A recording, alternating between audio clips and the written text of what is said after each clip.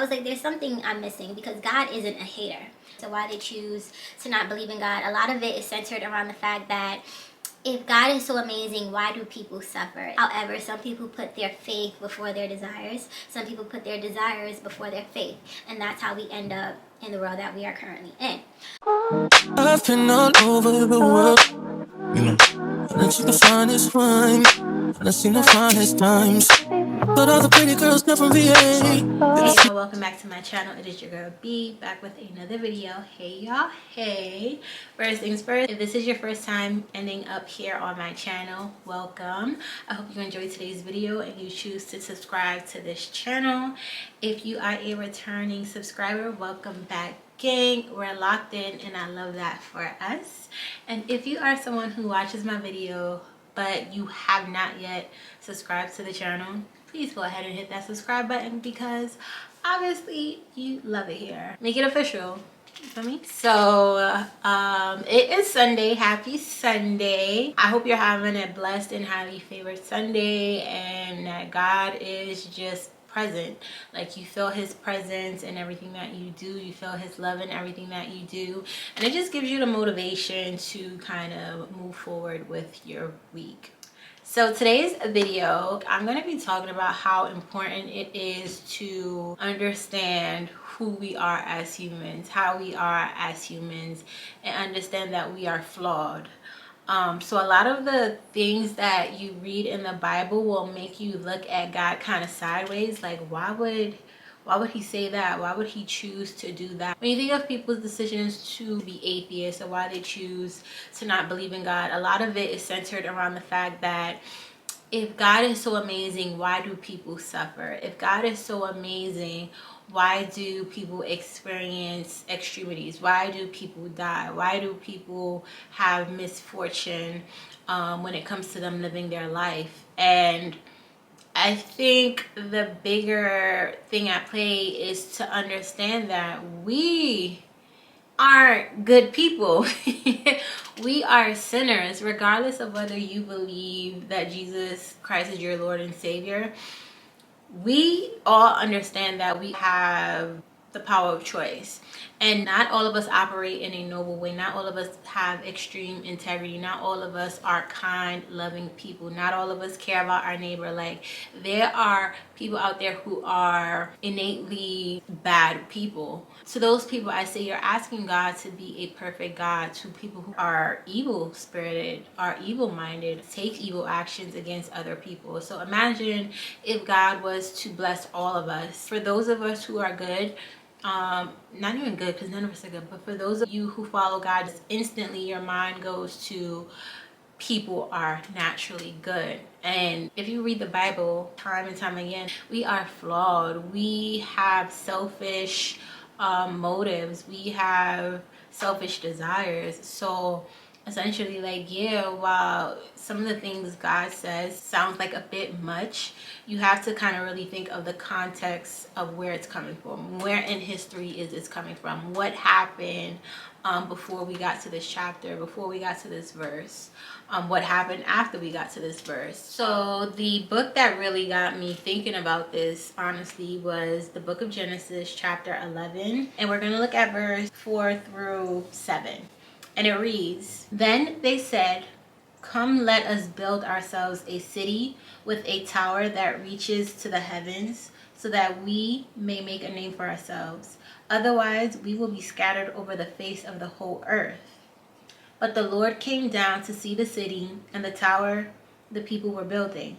The Lord said, 'If as one people speaking in the same language they have begun to do this, then nothing they plan to do will be impossible for them.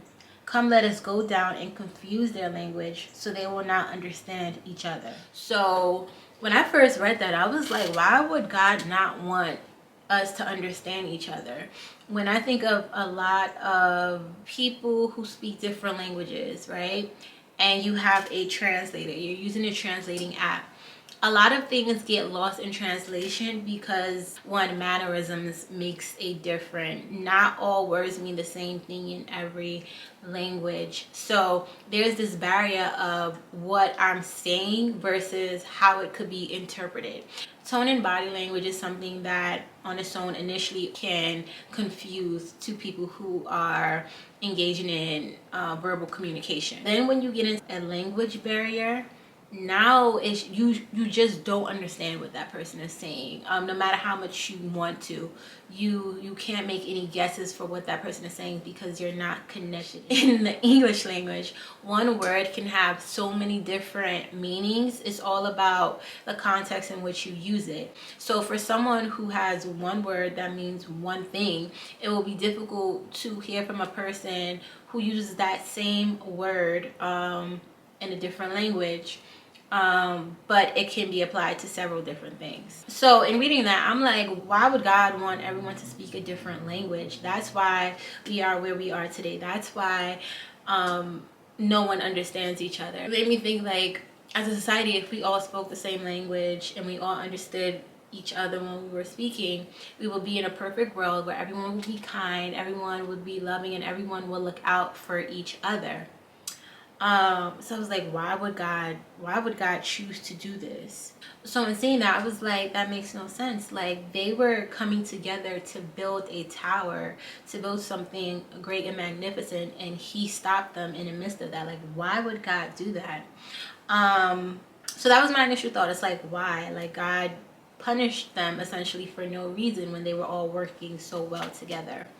So then as I continue reading, I was like, nah, I'm missing something, because God isn't a hater. God isn't going to see us doing well and then ultimately say, you know what, I'm going to get in the way of that. I'm going to stop them. And understanding that, I was telling myself, well, think about what happened in the chapter before this. In Genesis chapter 10, and we're coming off of the time that Noah built the ark, and him, his wife, his sons and their wives, and then 2 of each kind of animal got onto the ark. Why did God urge Noah to create this ark? What was going on during that time? During that time, everyone was disobedient to God. They were doing their own things. They were corrupt. They were sexually immoral. They were doing the worst of worst things. And God told Noah to build this ark, get him and his family on that ark, because he's going to destroy the entire world. Not a city, not a state, not just one country. He decided to destroy the entire world. Why? Because he wanted to get rid of all of that negative behavior, all those negative acts, all those evil ways of everyone who lived during that time. So knowing what happened in chapter 10 and chapter 11, it gave me the insight that, okay, you know what?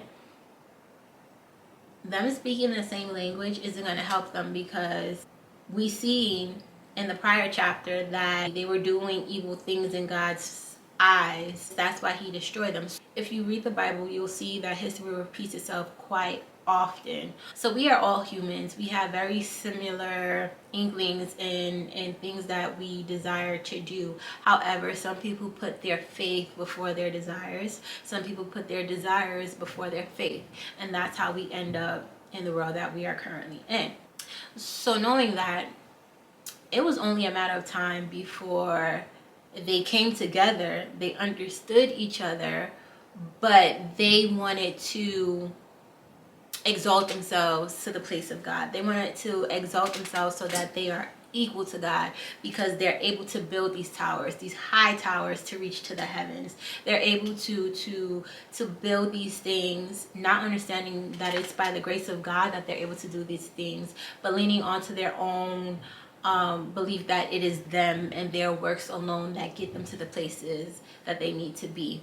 And God was like, that is a dangerous thing, because these people will feel like they don't need me. That is essentially how the people before them got wiped out. We're not doing that again. That is God. God is saying, we're not doing this again. We will confuse them, so not 1 or 2 people can come together to exalt them over me. So I was like, okay, I kind of understand that, but God, I need you to show me just a little bit more so like I fully understand it. So then I chose to read a different version of the Bible, and I read the Message version. So reading verse 4 of the Message, you'll see that it says, "Then they said, 'Come, let's build ourselves a city and a tower that reaches heaven. Let's make ourselves famous so we won't be scattered here and there across the earth.'" So when you read that, it wasn't just that they wanted to do something great. They wanted to build a tower. No. They wanted to build something that reached heaven. They wanted to build something that reached God, because they wanted to be as famous as God. They wanted to be as elevated as God. So it goes back to what I just said about them coming together but doing evil things in God's eyes. Why would you want to be famous and reach the heaven? Like, the heaven is where God dwells. You are mere people. Humble yourselves. And hope that God will allow you to enter his kingdom. But to seek it and try to build it yourself, that's not how we are called to be.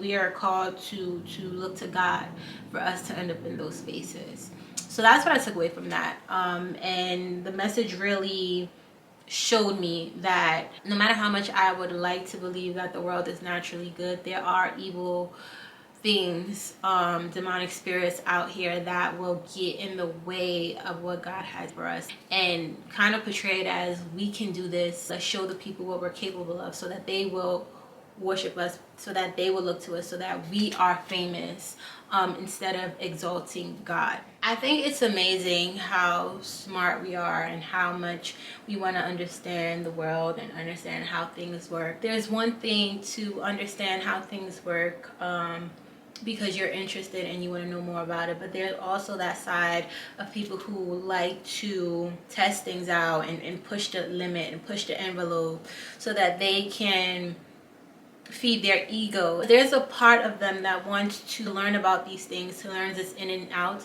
as a way for them to control that area. It puts them in that position to play God, that they think that they hold the power, they hold the control, and we see it so often, and that is a dangerous thing. There are some people who want to come together in order to make sure that the well-being of all people are taken care of, and then there's the very capitalistic side of things that want to make sure that they make the most money off of everything at all times, regardless of what it does to the people. This chapter made a lot more sense to me after really thinking about it. God is not intentionally harsh. He's not a mean God, but he is a just God. He is an understanding God. He knows what is going to happen. He sets guidelines within that so that we have the best potential at living a fulfilling life. But we have to accept him in order to receive that life. And not everyone has, and not everyone will, unfortunately. So that's why he operates how he operates.